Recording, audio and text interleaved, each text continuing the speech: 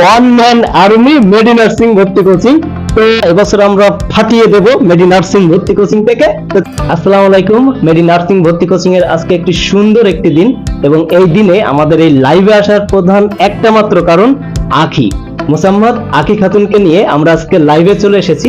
তো তার কাছ থেকে আজকে আমরা শুনবো এই নার্সিং পড়ার যে মূল বিষয়গুলো এবং তার এই সরকারি নার্সিং কলেজে চান্স পাওয়ার যে মূল বিষয়গুলো, এই বিষয়গুলোর উপর থেকে ওর কাছে আমি পাঁচটি প্রশ্ন আমি জিজ্ঞাসা করব, এবং কেন সে এই মেডি নার্সিং ভর্তি কোচিং কে বেছে নিয়েছে এবং সে এই মেডি নার্সিং ভর্তি কোচিং থেকে সে সরকারি নার্সিং কলেজে চান্স পেয়েছে, তার এ টু জেড আমরা আজকে এই ভিডিওতে আমরা জানতে পারবো। তো আমি ফার্স্টে চলে আসি আখির কাছে। তো আখি, তোমার মূল পরিচয় এবং তুমি কোন কলেজ থেকে এসএসসি এবং এইচএসসি পাশ করে আমাদের যশোরে মেডি নার্সিং ভর্তি কোচিং এ এসেছো সেটা আমি জানতে চাই। তো আখি, তুমি তোমার পরিচয়টা দাও। আসসালামু আলাইকুম, আমি মোসাম্মদ আখি খাতুন। আমি এসএসসি কমপ্লিট করছি বয়স্ক মাধ্যমিক বিদ্যালয় থেকে এবং এইচএসসি কমপ্লিট করছি জীবননগর সরকারি আদর্শ মহিলা ডিগ্রি কলেজ থেকে। ও হচ্ছে জীবননগর সরকারি আদর্শ মহিলা কলেজ থেকে এইচএসসি কমপ্লিট করে আমাদের এখানে কোচিং করছিল। তো জীবননগর কি ঝিনাইদহ জেলার মধ্যে নাকি? জি না, জীবননগর হচ্ছে চুয়াডাঙ্গা জেলা। ও, জীবননগর হচ্ছে চুয়াডাঙ্গা জেলার মধ্যে। জীবননগর মেবি একটা উপজেলা। জি হ্যাঁ, ও হচ্ছে জীবননগর চুয়াডাঙ্গা উপজেলা থেকে ও আমাদের এখানে যুক্ত হয়েছে।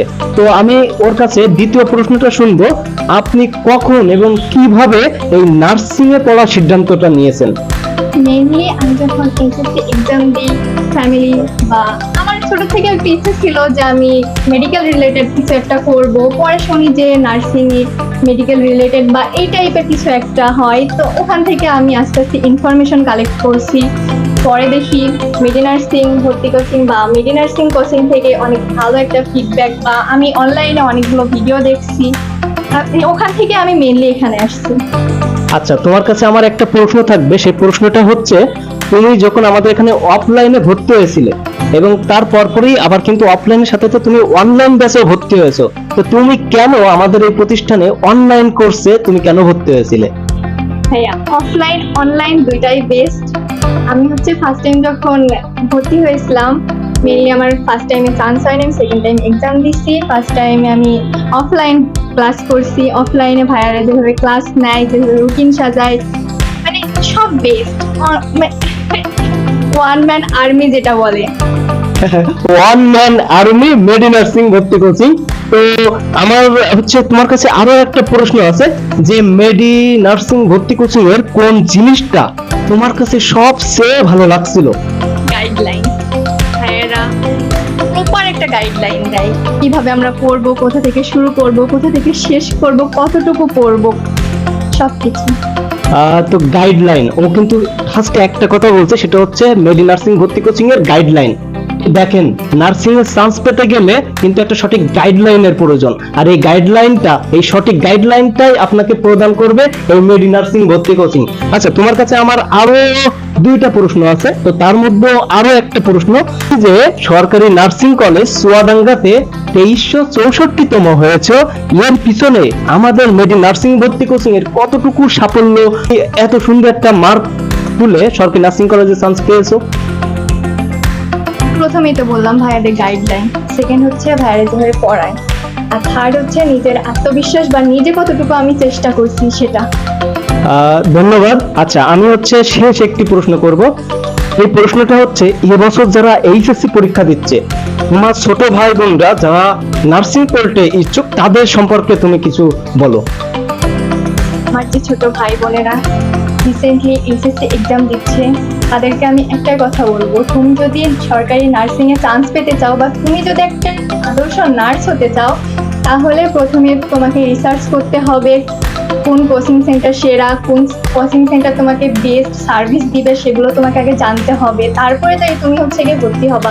তুমি সবগুলো কোচিং সেন্টার ঘুরবা, প্লাস আমাদের এখানে এসে দেখতে পারো যে আমরা কেমন সার্ভিস দিচ্ছি, কেমন পড়াচ্ছি, কেমন টিচার্স, কেমন স্টুডেন্ট, কেমন পরিচালক, সবগুলো তুমি দেখবা, তুমি বুঝবা। তারপরে তুমি ডিসিশন নিবা যে তুমি অরিজিনালি কি চাও। তুমি এখান থেকে পড়ে একটা আদর্শ নার্স হতে চাও, না অন্য কোথাও থেকে পড়ে একটা আদর্শ নার্স হতে চাও। তুমি যদি এখান থেকে পড়ো, আমি তোমাদেরকে বলবো যে ভাইয়ারা একটা বেস্ট গাইডলাইন দেয়, বেস্ট সার্ভিস দেয়, monthly exam, weekly exam, daily exam সহ আরো অনেক কিছু। ধন্যবাদ আকিকে।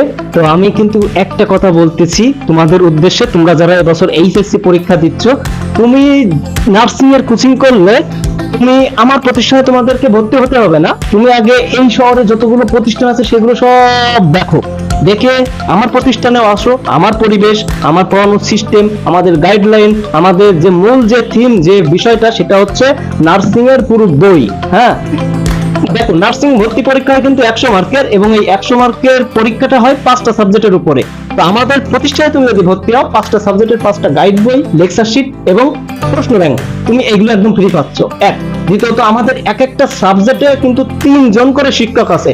এটা হচ্ছে বাংলার লেকচার শিট এবং গাইড বই, এই সাবজেক্টের উপরে আমার 3 জন করে শিক্ষক আছে। তাহলে এবার বুঝো আমরা একটা স্টুডেন্টকে যখন ভর্তি নিই, সে ভর্তি থেকে নার্সিং ভর্তি পরীক্ষার আগ পর্যন্ত তাকে কতটুকু সার্ভিস দিই, এবং সে ততটুকুই সার্ভিস নিয়ে সরকারি নার্সিং কলেজে চান্স পাই।